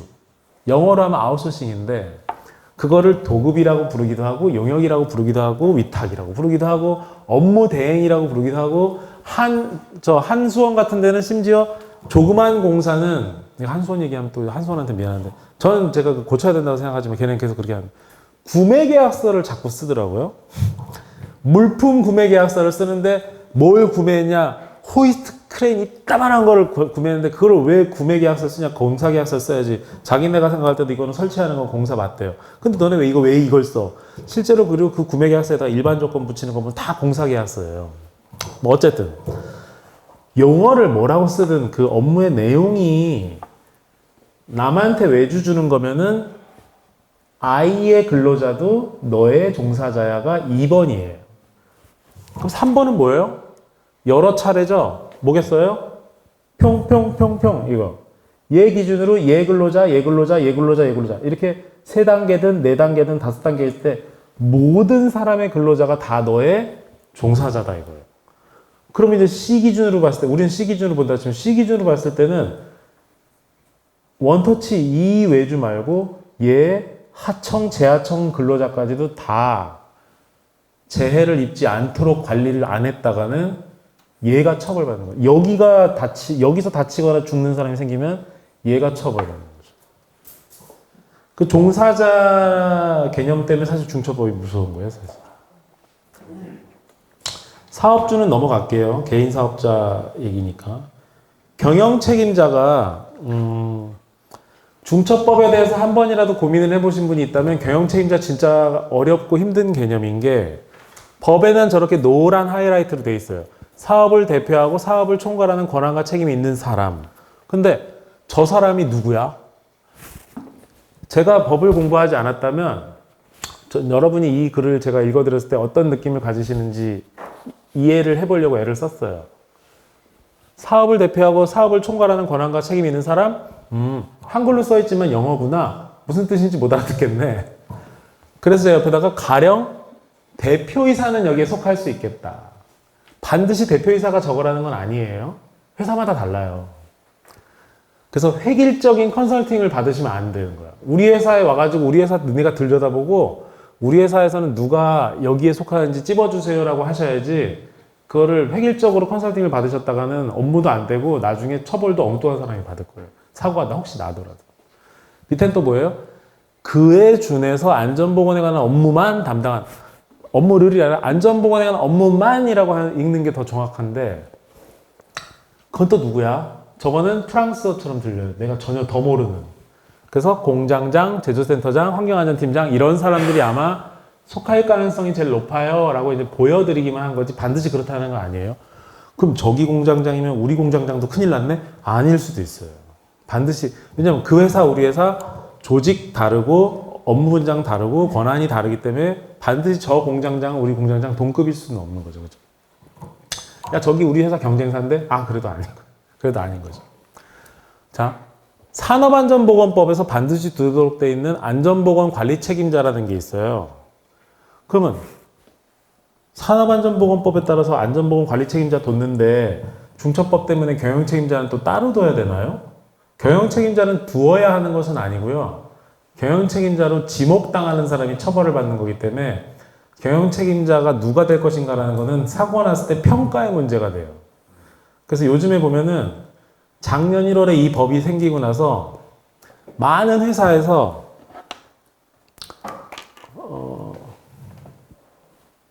이 C를 많이 이용을 해요. 제 거꾸로 쓸게요. 제 일로 안 넘어가야지 저기서 좀 편하실 것 같아요. CSO라는 게 많이 생겼어요. 단어 들어보셨죠? 요게 이제 요 사람이 경영 책임자니까 사고 나면 요 사람 처벌해 주세요. 이렇게 붙여놓는 거, 여기 네임택을 붙이는 게 유행이 됐어요, 회사마다. 근데 이제 아무것도 안 바꾸고 이렇게 이 사람만 총알바지처럼 얘가 CSO예요라고 해버리면 노동부가 사고 났을 때, 아, 이분이 CSO시군요. 하지 않아요. 이름표는 얘가 갖고 있는데 실제로는 얘가 CSO네요 라고 할 거란 말이죠. 그래서 이 CSO 딱지는 조심하셔야 되는 거예요. 그리고 여기서 제가 해드리려고 했던 얘기가 우리는 산안법상 안전보건 관리 책임자가 CSO도 겸직하고 있는데요. 요거는 그나마 하실 만한 얘기인 거예요. 근데 그것도 약간 애매한 게 그거는 이제 법이 좀 정리를 해줘야 되는 거라서 지금 이 두 개 노랗게 칠해놓은 한글 같은 영어 같은 거를 좀 풀어보면은 여기서는 오늘은 제가 이거를 조금 저거 했구나. 시간 관계상 뒤에 더 많은 얘기는 생략했는데, 자, 이 안전확보 의무를 가봐야 되겠구나. 미리 얘기를 할게요. 안전확보 의무에 가면은 경영 책임자, 회사들이 CSO라고 부르는 경영 책임자의 업무에 그 지켜야 될 의무에 뭐라고 돼 있냐면 산안법상 관리 책임자를 잘 활동할 수 있도록 지원해줘라라는 내용이 있어요. 그 문장만 보면 뭐가 돼요? CSO랑 관리 책임자는 동일인이 아니고 얘가 얘보다 상급자여야 되는 것처럼 나오잖아요. 근데 이제 우리는 어떻게 회사가 얼마나 회사마다 규모가 천차만별인데 관리 책임자를 따로 두는데 그 위에 경영 책임자를 또 따로 두고 그 위에 대표이사까지 있으면 이 도대체 이 대표이사 밑에 경영 책임자 있으면 이 관리 책임자는 도대체 직급이 뭐냐? 안 맞지 않냐? 회사 실적, 그러니까 실제 경영 실정이랑 맞지 않는다. 이제 약간 이런 항변이 가능한 거예요. 사실. 자, 요거 지금 어디까지 온 거냐면 중대산업재 종사자 얘기를 한 거고 경영 책임자 얘기를 한 거고 안전확보 의무 얘기를 해드리는 건데 안전확보 의무가 법에서 이렇게 4개가 있어요. 그러니까 오늘은 이것만 알고 가시면 되겠다. 저걸 어떻게든지 좀 지워야겠네. 재해 예방에부터 등까지는 잊어버리시고 안전보건관리체계 구축 및 이행에 관한 조치가 안전확보 의무다라고만 알고 가시면 돼요. 다 지워버리죠. 어차피 저 내용 말고도 9개나 되는 내용이 있어요. 세세하게. 그럼 나머지 4개는 오늘이 아니라 당분간 잊어버리셔도 돼요. 자, 요거는요. 안전보건관계법령에 따른 의무이행에 필요한 관리상의 조치잖아요. 딴 법들, 중처법이 아닌 딴 법들에서 뭐라고 했는지 모르겠지만 그거 다 지켜야 된다 그 얘기거든요. 그럼 이걸 똑 따가지고 독립적으로 의무라고 생각하실 필요가 없죠. 그 법들 잘 지키신다고 하면 저거는 날아가는 거예요. 그렇죠? 두 번째, 세 번째 뭐냐면 두 번째는 재해 발생 시 우리 지금 재해가 발생했어요? 안 했어요? 안 했죠. 재해 발생 시 재발방지 대책이니까 저거는 사고 터진 회사들만 해당되는 거예요. 그거 날아가죠? 밑에 것도 보세요. 쭉 가시면 따라 다음에 뭐예요? 개선이나 시정을 명한 사항을 이행하는 데 필요한 조치죠. 지금 시정이나 개선 안 왔죠. 그래서 2, 3은 아예 지금 고려하실 필요가 없고 4는 1을 잘 하시면 4도 따라가요. 그래서 결국 안전보건관리체계 구축 및 이행에 관한 조치 그거만 아시면 되고 그게 안전확보의 의무 내용인데 더 정확한 내용은 뭐지? 그거는 이세원 변호사한테 나중에 따로 물어보시면 돼요. 요거는 요건 생략할게요. 요거는 좀 법적인 조문에 관한 내용인데 실제 법조문에 이게 있어요. 그냥 넘어가기가 좀 아까우니까 한 말씀만 드리면 중처법에서 주목해야 되는 내용들은 4조에 있어요. 4조. 근데 5조에 이 내용이 있거든요. 5조에 저 내용이 있는데 저는 개인적으로 5조는 불필요하다고 생각해요. 그래서 5조는 불필요하지 않나 이 얘기를 해드리려고 여기서 썼는데 어쨌거나 5조에 저런 내용이 있어요. 네. 이 내용도 사실은 이제 해당이 되는 건데 이마트는 2022년 7월 공정거래 반부패 및 윤리경영 신청 내용을 담은 지속가능 병영 보고서를 출간했어요. 그리고 HF는 22년 7월에 노사공동으로 윤리경영 선포식을 했고 최근 우리은행은 600억 규모의 이거 아마 기사에서 보셨을걸요? 직원 횡령 사건으로 한국 ESG 기준원 22년 3분기 ESG 등급 조정에서 지배구조 등급이 한 단계 떨어져 C등급을 받았다. 반부패랑 관련해서는 ISO 인증 제도도 있다. DE&I라는 게 있는데 DE&I가 혹시 뭔지 아실까요? 회사 이사회 구성하는 등기이사 또는 등기 임원이 아니더라도 뭐 회사를 구성하는 뭐 임원, 집행 임원에 여성을 많이 두어야 한다. 이런 얘기들이 이 DE&I 아니면 뭐 그냥 예를 드는 거예요. 여성, 뭐 흑인, 다문화, 뭐 여러 가지 형태, 뭐 장애인이든 다양성을 추구하는 게 이 DE&I인데 이것도 이제 ESG랑 연관된다라는 거예요. 이게 사실 그래서 이제 뭐 어떻게 보면은 재무적인 거는 아닐 수도 있는데 그러니까 비재무적인 거는 명확한데 그런 걸 실천하시려면 재무적인 부담은 생기실 수 있겠죠, 그렇죠? 법이 요구를 하는 거긴 하지만 장애인 임원이 휠체어를 타는 임원이 이사회에 온다면 이사회 개체 장소에 없던 그게 생기는 것처럼, 그죠? 그런 내용은 DE&I라는 용어가 있으니까 알아두시고, 환경에 관한 얘기는, 지금 제가 한 1시간 반 정도 얘기했는데, 제가 체력이 부족해서가 아니라, 환경에 관한 얘기는, 이게 제가 강의 초반에 ESG는 이거는 변호사가 해야 되는 얘기예요. 라고 얘기를 했어요. 근데 그 중에 이 E는 변호사가 해야 될 얘기가 아닌 것도 좀 있어서 약간 제가 이제 좀 뭐라 그러죠? 자신감이 떨어지니까 그런 거기도 한데 그래도 법적인 내용만 좀 찾아봤는데 탄소 중립이라는 거는 탄소 중립 기본법에 이미 정해져 있고 용어가 이렇게 돼 있어요. 무슨 이 개념만 이해하시면 대기 중에 배출, 방출 또는 누출되는 온실가스 양에서 온실가스 흡수량을 상쇄한 순 배출량이 빵이 되는 거를 탄소 중립이라고. 그래서 뭐 회사들이 그런 얘기 하잖아요. 뭐 어디 현대자동차는 뭐 2025년까지 탄소 중립을 실현하겠다 뭐 이런 얘기 하는 게 다 그런 거고. 이게 이제 좀 UNPRI라는 거는 꼭 기억하셔도 될 것 같아요. 이게 어떤 기구가 아니고요. 책임 투자 원칙이라고 발표한 거예요. 그래서 웬만한 사모펀드 회사나 투자 회사들은 어떻게 보면은 그냥 다른 거 뭐 잡다한 거 말고 UNPRI를 우리는 준수한다. 그냥 그렇게 해서 그걸로 ESG를 더 관철하려고 하거든요. 내용이 아예 이렇게 돼 있어요. 투자 분석과 의사결정 과정에 ESG 이슈를 통합한다. ESG 이슈를 통합하는 적극적인 투자자가 되고 투자 대상한테 ESG 이슈에 관한 정보 공개를 요구한다. 이런 식으로.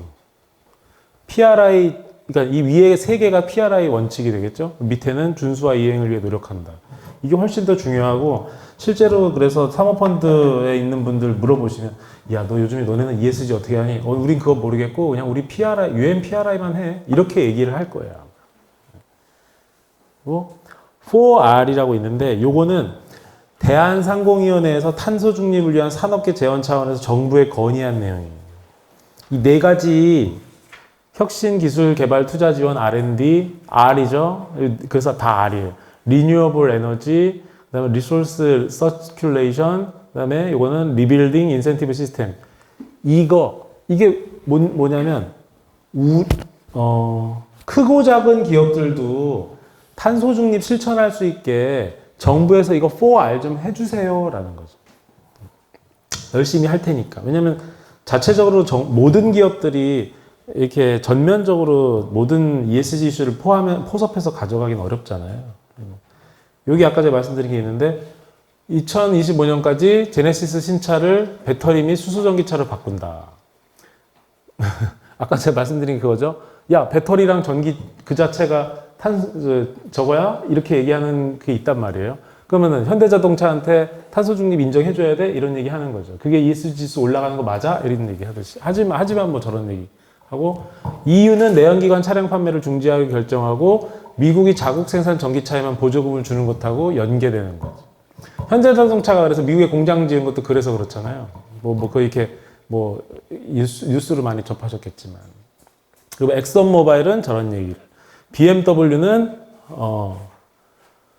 2050년에 탄소 중립 기업이 된다라고 하는데 그건 잘 모르겠는데 이 외제차 혹시 관심 있으신 분들 모르겠는데 최근에 제가 아는 삼성전자 부장이 아우디 6인가 그거를 되게 싸게 샀어요.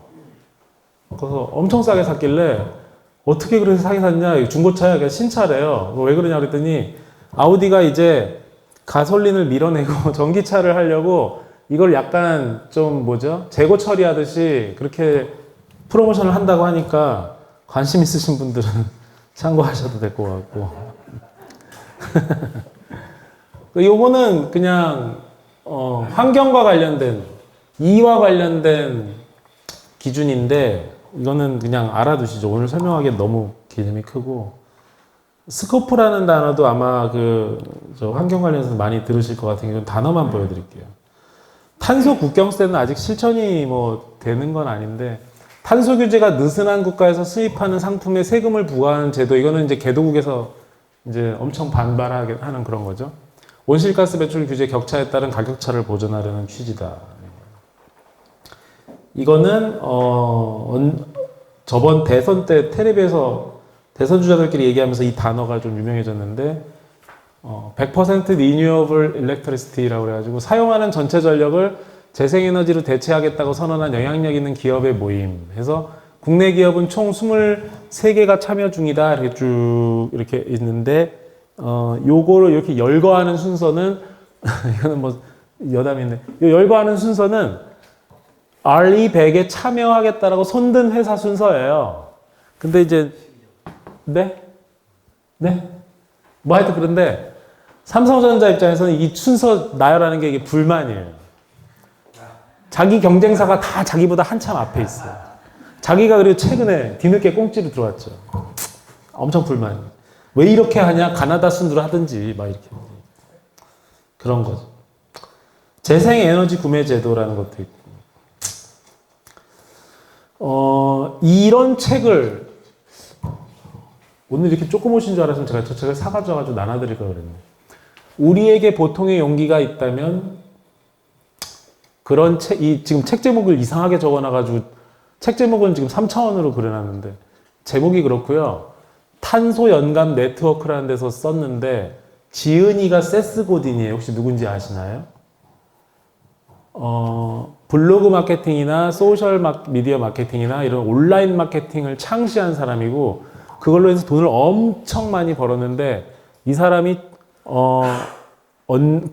한참 이제 우리가 블로그 마케팅이나 뭐 페북 같은 거 뭐 유튜브나 이런 거 보시면 내가 잠깐 관심 가진 거 주르륵 따라오면서 계속 사야지 하잖아요. 그게 다 이제 이 사람이 만들어 놓은 그 생태계인데 이 사람은 그걸 가지고 이제 전 세계적인 마케팅 구루라고 불리면서 엄청 돈을 벌었는데 이 사람이 그게 대세가 되고 있는데 갑자기 This is Marketing이라는 책을 써가지고 이젠 그런 마케팅 끝났어. 이제 그런 거 그만하고 불특정 단수를 상대로 한 그런 거 하지 말고 특정 소수를 상대로 한 팬덤 마케팅이 중요한 시절이 왔으니 광고비를 쓸데없이 많이 쓰지 마라. 뭐 이런 얘기 막 하고 다니는 분이에요, 이분이. 근데 이제 최근에 갑자기 이분이 생뚱맞게 이런 걸 썼어요.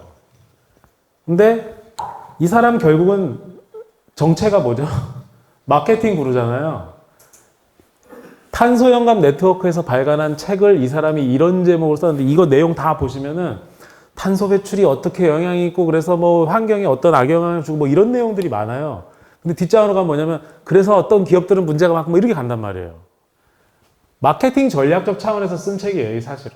이 사람은 또 다른 어떤 그 패러다임을 제시하고 싶어서 자기가 저렇게 넘어가는 걸로 보이는데 관심 있으시면 보셔도 좋을 것 같아요.